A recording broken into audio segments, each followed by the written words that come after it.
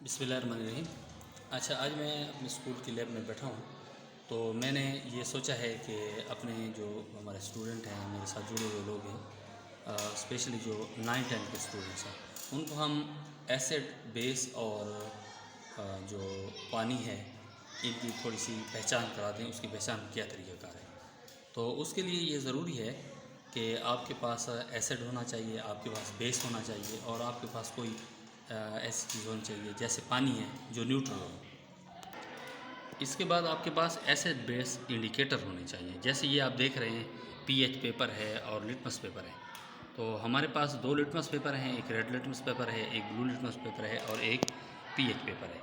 तो मैंने जब देखा कि हमारे पास जो पेपर हैं ये रेड और ब्लू ये एक्सपायरी हैं, ये काम नहीं कर रहे थे, तो मैंने इस काम के लिए एसिड बेस और इन चीज़ों को समझने के लिए जो न्यूट्रल होते हैं उनके लिए पीएच पेपर का इस्तेमाल किया।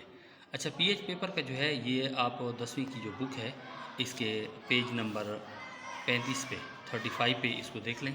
ये पीएच स्केल बना हुआ है, ये देखें, ये आपके स्केल बना हुआ है। इसमें जो है ये 0 से लेकर 6 से आगे तकरीबन 7 से थोड़ा पहले ये जो है ये एसिड है और 7 जो है ये न्यूट्रल है यानी पानी है और फिर 7 से आगे से लेकर ये 14 तक जो है ये पीएच है, ये सॉरी बेस है। यहाँ पीएच के जो अंदरूनी पीएच पेपर की जो अंदरूनी साइड है उस पे पीएच स्केल के मुख्तलिफ़ कलर भी उन्होंने दिए हैं कि 1 का कौन सा है, 2 का कौन सा है, 3 का कौन सा है, 4 का, इस तरह 14 तक उन्होंने दिए हैं। तो यहाँ ये बात याद रखें, जो 7 है ये पानी का है, इससे नीचे यानी 6, 5, 3, 4, 1, 2 वगैरह जो हैं ये तेज़ाब है और जो 1 से नज़दीक होगा कलर वो स्ट्रॉन्ग एसिड होगा और जो 7 के नज़दीक कलर होगा यानी 6 और 5 वाला ये वीक एसिड होगा। और इसी तरह जो 7 से आगे जा रहा है ये 8, 9, 10 तक, यहाँ तक जो है वीक बेस होगा और फिर 11, 12, 13, 14 जो है ये स्ट्रॉन्ग बेस होगा। ये मेरे पास तेज़ाब है, ये कौन सा है, हाइड्रोक्लोरिक एसिड HCl जिसको कहा जाता है। ये मैंने इसके अंदर डाल दिया, यहाँ पे इसके अंदर डाल दिया। और ये जो है ये सल्फ्यूरिक एसिड है H2SO4, ये मैंने इस बीकर के अंदर डाल दिया। और ये मेरे पास है अमोनियम हाइड्रोक्साइड, ये एक बेस है, ये मैंने इसके अंदर डाल दी है। और ये पानी है जो मैंने इसके अंदर डाला है। तो अब मैं ये लिटमस पेपर चूँकि लिटमस पेपर जो हैं एक्सपायरी हैं, ये कलर चेंज नहीं करेंगे, इसलिए मैंने इसके लिए पीएच पेपर का इस्तेमाल किए। आइए देखते हैं इनके कलर्स को कि किस तरह ये करते हैं। जिस तरह कि मैंने आपको बताया है कि ये जो है ये तेज़ाब है, ये देखें यहाँ पे इसका कलर चेंज हो गया, ये आपके सामने है। इसके कलर को आप देखें, ये सुर्खी माइल कलर आ गया इसके, ये देखिए ये कलर जो है इसका चेंज हो गया, ये रेड कलर हो गया।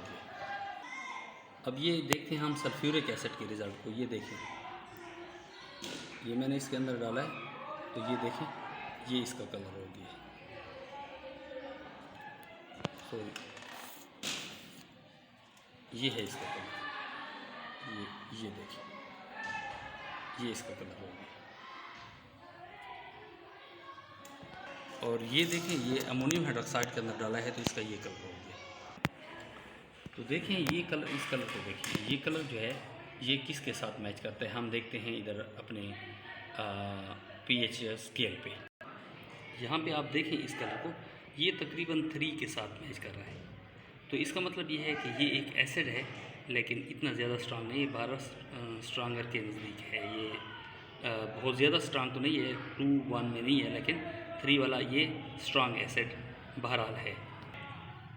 इस कलर को देखें, ये जो सल्फ्यूरिक एसिड है ये जो है ये तकरीबन 2 और 1 के साथ मिल रहा है, तो ये स्ट्रांग एसिड है, बहुत ज़्यादा स्ट्रांग है ये एसिड। अब इस कलर को देखें तो ये किसके साथ मिल रहा है भाई, ये तकरीबन 13, 14 के साथ मिल रहा है, तो ये जो है ये स्ट्रांग बेस है, ये बहुत ज़्यादा स्ट्रांग है। अब इस कलर को देखें तो ये तकरीबन 7 के साथ मिल रहा है, तो इसका मतलब क्या है, ये पानी है जो ना एसिड है और ना ही बेस है।